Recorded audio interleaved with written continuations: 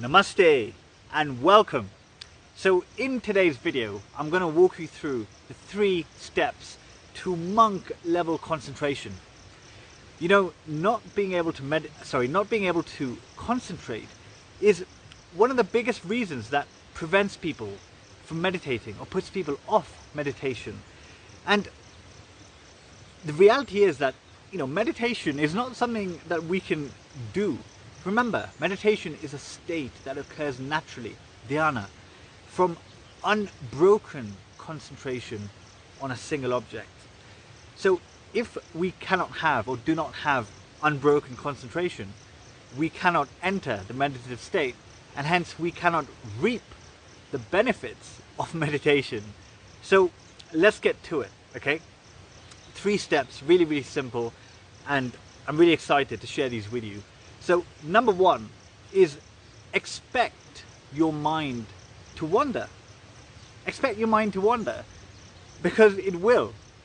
We tend to think that we can just sit down and all of a sudden focus our mind on one thing without getting any distractions. We think just because we've sat down and the body is still, that the mind also should become still automatically.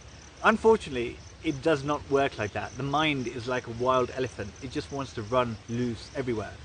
So the first step is to expect your mind to wander and not to get angry when it does, or not get frustrated when it does. Because in reality, if your mind wanders and you realize that it's wandered, that is progress, because it means that you are aware. And isn't that what meditation is? It's all about expanding our awareness of the present moment. So number 1, expect your mind to wander, okay? Number 2 is use a mala. What is a mala? A mala is a set of usually 108 beads. It can be less, but usually a set of 108 beads. No matter what country you're in, if you type in mala or Japa mala or meditation mala on Amazon, very, very easy to get it. So it's a set of 108 beads, and look, it's got nothing to do with religion, okay? From a meditation perspective, it is primarily a tool to help us concentrate, okay? So the idea is simple. Let's say, for example, you're using a breath-based, you're focusing on your breath as an object of focus. What you want to do is you want to count each breath on every bead. Okay, so breathe in 1 bead, breathe out 2nd bead. Or if you're saying a mantra, you're going to recite every mantra by moving on to the next bead. Okay, so look, I'll do another video on how to use this properly, but it's really simple. You're just counting the beads with every time you recite your mantra or focus on your breath or whatever your object of focus is. Okay, now why do we do this? The reason is that, let's say we're not holding a mala, okay, and our mind wanders. The nature of the mind is that, if you get a thought about what you're going to eat, then you're going to start thinking about where to find that recipe, and then you're going to start thinking about YouTube and something else you saw on there. The mind will take you on a journey, and all of a sudden, you've been sitting down for 20 minutes with your eyes closed, but you haven't really concentrated, even got into the meditative state, okay? So we don't want to lose track. That's what we don't want to do.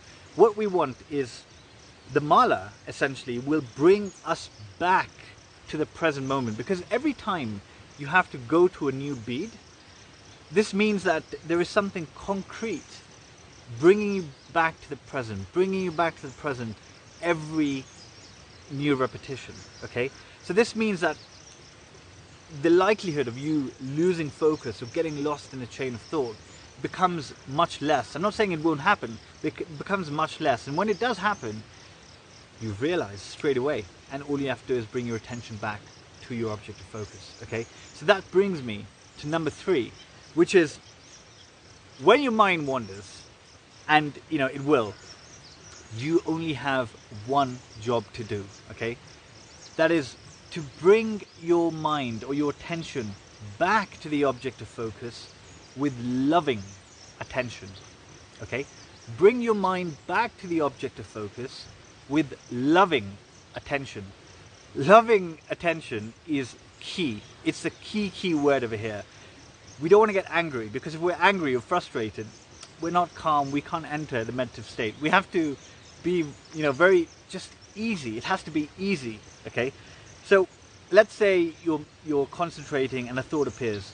Just almost laugh at yourself and say, thinking, come back. And you come back gently with love to the object of focus.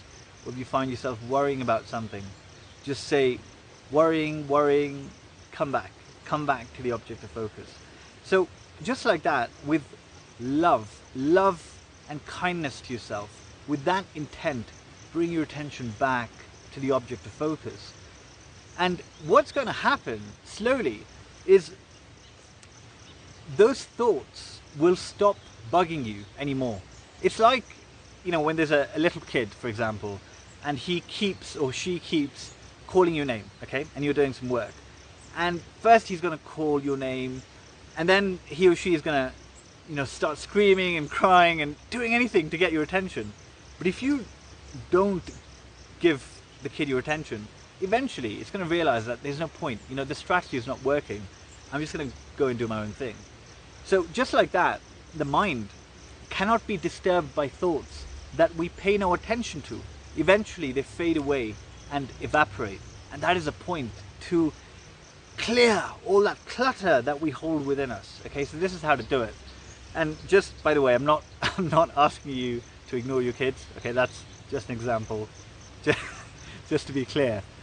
Okay, so that's it. In summary, number 1, expect your mind to wander.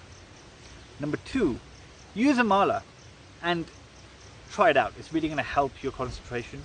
And number 3 is, when your mind wanders, bring it back to the object of focus with loving attention, kind attention, in a playful way. And what you'll notice is you're going to be able to concentrate much better with time and enter the meditative state where the magic happens. So I hope that was helpful. If you have any questions, feel free to comment or send me a message, whatever you're comfortable with. And once again, look, if you're interested in learning about meditation, you can go to meditatewithrishi.com. I've created an entire free course called How to Meditate Like the Ancient Yogis, which covers the essence of what you need to know to start your practice in the right way. Okay, that's all for today. Thank you very much. Thank you for listening. Namaste.